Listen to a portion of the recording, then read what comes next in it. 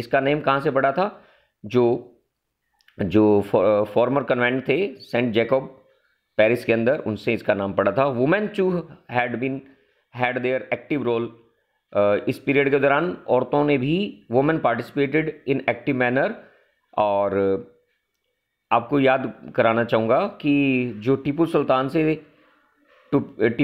थे वो भी मेंबर थे जैकोबिन क्लब के, और राजा राम मोहन राय जो एक इंडियन थे, he was also influenced such types of Jacobian clubs. तो इस तरह के जैकोबिन क्लब से राजा राम मोहन राय भी बहुत ज़्यादा प्रभावित हुए थे। तो जैकोबिन क्लब की बात करते हैं, कौन थे, कैसे थे और कौन इसका लीडर था। The members of the Jacobin club belonged mainly to the less prosperous section of society. जो मेंबर्स थे जैकोबिन क्लब के, वो mainly less prosperous sections of society से बिलोंग करते थे। उसमें कौन कौन से लोग शामिल थे जैकोबिन क्लब के अंदर? लोग कौन कौन से होते थे? They included small shopkeepers, artisans such as shoe makers, pastry cooks, watch makers, printers, as well as servants and daily wage workers were also the members of this society और club. Their leader was Maximilian Robespierre. तो जो Maximilian Robespierre था, he was the great leader of this Jacobin club. तो a large group among the Jacobins decided to start wearing long strip trousers similar to those worn by dock workers। यानी कि उस समय के जो Jacobins के जो सदस्य थे, उन्होंने ये निर्णय लिया कि वो लंबी धारीदार क्या पहनेंगे, ट्राउजर्स पहनेंगे, जो कि उस समय के डॉक वर्कर्स के द्वारा पहनी जाती थी। This was to set themselves apart from the fashionable sections of society. ऐसा इसलिए किया गया था क्योंकि वो अपने आप को फैशनेबल जो समाज था, फैशनेबल जो वर्ग था समाज का, उससे अपने आप को अलग रखना चाहते थे, खास तौर पर नोबल्स से। वो नोबल लोग क्या पहनते थे? दे वोर नी ब्रीचेस। वो क्या पहनते थे? दे वोर नी ब्रीचेस, यानी घुटने तक वो पहनते थे, ब्रीचेस पहनते थे। तो इसने अपने आप को अलग करने के लिए क्या डिसाइड किया कि वो क्या पहनेंगे? वो एक स्ट्रिप ट्राउजर्स पहनेंगे, जो डॉक वर्कर्स के द्वारा उस समय पहनी जाती थी। So these Jacobins club came to be known as the sans culottes के नाम से प्रसिद्ध हुआ। ये जो सेंट क्लोटोस था, literally meaning those without knee breeches. इसका सेंट क्लोटोस का मतलब क्या था कि those without knee breeches. And man wore in addition and red cap that symbolised liberty. उस समय के जो लोग थे, मैंने आपको बताया पीछे, फिजियन कैप ये तब पहनी जाती थी, ये सिंबल थी लिबर्टी का, फ्रीडम का, आज़ादी का। Women however were not allowed to do so. हालांकि औरतों को ऐसा करने की आज्ञा नहीं थी। तो मैक्सिमिलियन रॉबेस्पियर के बारे में हम पढ़ रहे थे। ही was the great leader, he believed in the concept of complete equality. वो कंप्लीट इक्वालिटी में बिलीव करता था। He brought all people together. उसने सब लोगों को इकट्ठा किया, एकजुट किया उनको। एंड दे वोर लॉन्ग स्ट्रिप्ड ट्राउजर्स। लेकिन इसने क्या किया था, याद होगा कि बाद में जो राजा रानी थे लुई 16 और वो, उनको भी मौत की सज़ा दी गई। इनके खिलाफ मुकदमा चलाया गया, इनको अरेस्ट कर लिया गया और बाद में इनको कत्ल कर दिया गया। प्रिंसेस को इसलिए मारा गया क्योंकि she was a bad adviser to the king. तो वो जो मैरी एंटोनेटी थी, प्रिंसेस थी ऑस्ट्रिया की, याद होगा आपको, मैंने लास्ट वीडियो में बताया था। तो उसे भी इसलिए मार दिया गया क्योंकि she was bad adviser to the king. तो इस तरह से ये सब कुछ हुआ। In the summer of 1792 the Jacobin plan क्या किया था? Large number of Parisians who were angered by the short supplies and high prices of food.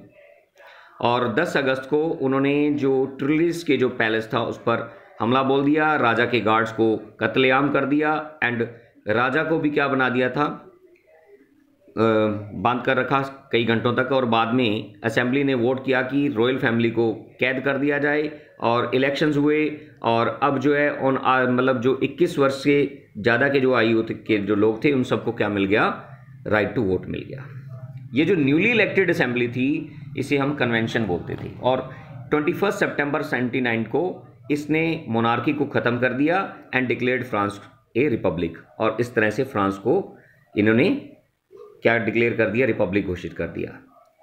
आपको पता है कि रिपब्लिक क्या होता है? Republic is a form of government where the people elect their government including the head of the state और country. अब republic क्या होता है कि एक प्रकार की सरकार होती है जिसमें लोग अपनी सरकार को या जो हेड ऑफ द जो गवर्नमेंट होता है उसे भी खुद ही चुनते हैं। यहाँ पर कोई हेरिडेटरी मोनार्की नहीं होती।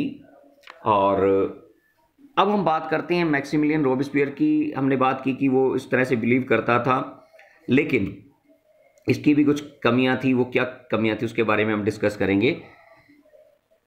इसके बाद वोटिंग राइट्स सबको मिल गए। Women upper age limit reduce from 25 to 21 years हो गया। Women were not having voting rights, लेकिन अभी भी औरतों को वोट देने का अधिकार नहीं था। They will finally get in 1946। उन्हें ये वोट का अधिकार है, कब मिलेगा? 1946 के अंदर मिला। तो अब हम बात करते हैं सितंबर 1792 में कॉन्स्टिट्यूशनल मोनार्की को ख़त्म कर दिया गया और रिपब्लिक आ गई। अब आते हैं हम द रेन ऑफ टेरर, यानी कि आंतक का शासन। ये जो रेन ऑफ टेरर था, the period from 1793 to 1794 is refer to as the reign of terror. ये जो 1793 से लेकर 1794 तक का जो पीरियड था, अवधि थी, इसे हम रेन ऑफ टेरर के नाम से जानते हैं।